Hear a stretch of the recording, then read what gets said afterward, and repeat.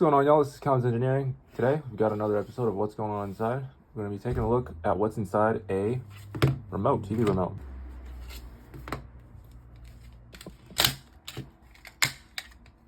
First off, we have the frame.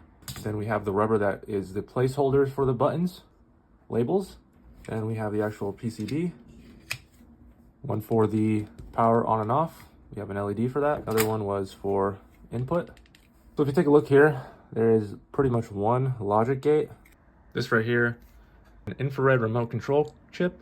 One piece for about $1 off of AliExpress. And it's called the AD009/023 infrared remote control chip. You can use to develop embedded remote controllers. In this example, I do actually have another one here that I can open up. We got a little bit of different design for the push buttons. It's a little bit firmer. Different logic gate. They actually have a capacitor over here.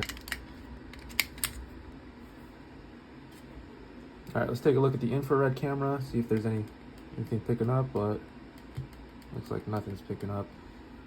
This is the current remote control with batteries inside, and as you can see, and I can't actually see this with my own eyes, but I can see it through the camera. I'm not gonna open this because this is new, but yeah, these are through. So yeah, that's basically it.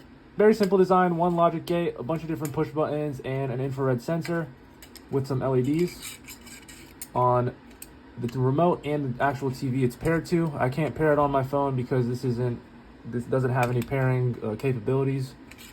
It's just pre-configured and embedded into whatever TV you're gonna purchase. So that is it. See you guys in the next video. Peace.